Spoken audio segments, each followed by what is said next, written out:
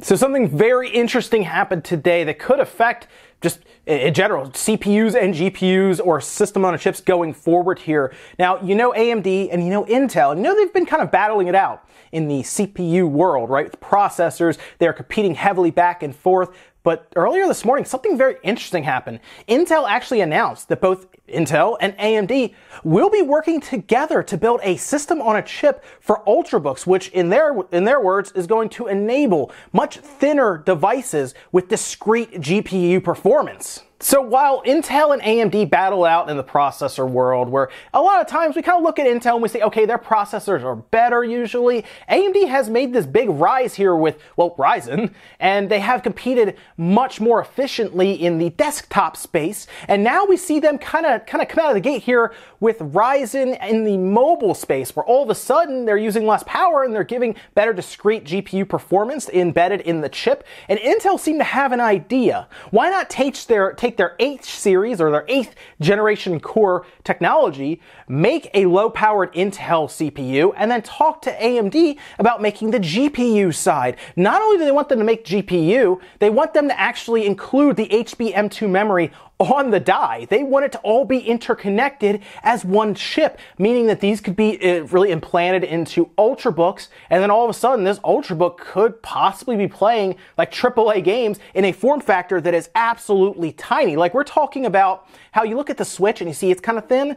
The Ultrabooks could be that thin or even thinner. It's crazy. Those are the ones that maybe you take it and you kind of flip it around even and it turns into a tablet. We're talking about Ultrabooks like that. Now, according to several sources, including PC Game World, Wall Street Journal, Ars Technica, Intel approached AMD about this project. It's still an Intel project, but they approached them and said, hey, we want to make this low power chip and we want your GPU in here, and then we also want HBM2 memory all attached. And it's crazy to think about that, but it's all going to be on one chip. And the way this is going to work, there's going to be 3 different silicone dies essentially, and then they're going to be interconnected with something called Embedded Multi-Die Interconnect Bridge, or EMIB, or EMIB, I guess we can call it EMIB. And that's going to let them take all these different packages, have them all interconnected to work together from different companies. Again, it's crazy.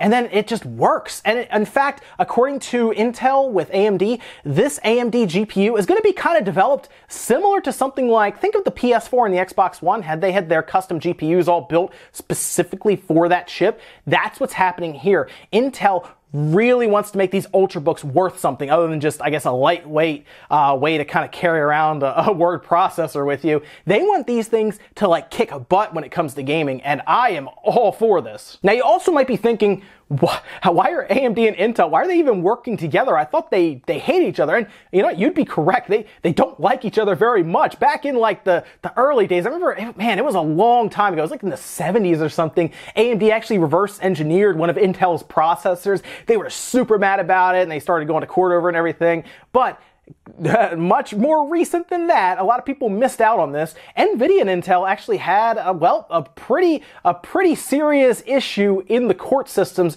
over NVIDIA and Intel chipsets. How NVIDIA's chipsets were working fine with Intel's, and they were positive there was some patent thing going on. Well, it turns out NVIDIA actually countersued them, and they won. So since 2011, Intel's actually been paying NVIDIA out to the tune of $1.5 billion. They've been paying them like $300 million a year for a little while now, and I think it was from 2011 to 2016 they were paying them that much money every year. So I don't think Intel wants to go to NVIDIA and ask them if they can do this, and I think AMD has pretty much proven themselves as pretty much the king of putting GPUs into really CPU dies, or at least on the same silicon chip, and Intel is ready to do it. And think about it this way, AMD doesn't like NVIDIA, Intel doesn't like NVIDIA, so it's kind of one of those things where you're like, well, the enemy of my enemy, I guess, is my friend. They'll continue to compete outside of that in the desktop processing space, I'm sure.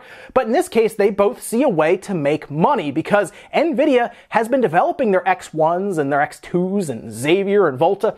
They've been developing these low-power chips for a while now, and I had a feeling, and I think they have the same feeling, NVIDIA was going to enter the Ultrabook space eventually. They still probably will soon.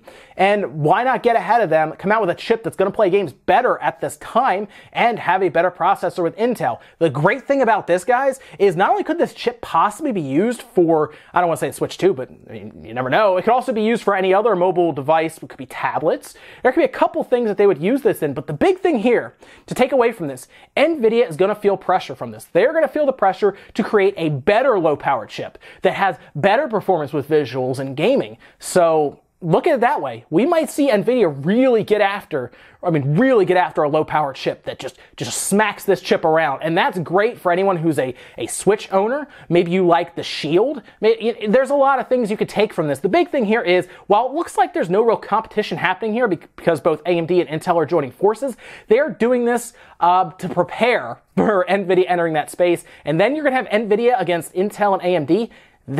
That is really interesting, and I really look forward to what NVIDIA can come up with, because there's one thing I'll give NVIDIA, man. They know how to make a GPU, and at this point, I don't count them out at all in this low power space, so this could be really cool. Yeah, guys, let me know what you think about this whole partnership. It's very interesting to me, but I'm very curious what you guys think about this. Thanks for watching, and I'll see you tomorrow morning for Newswave.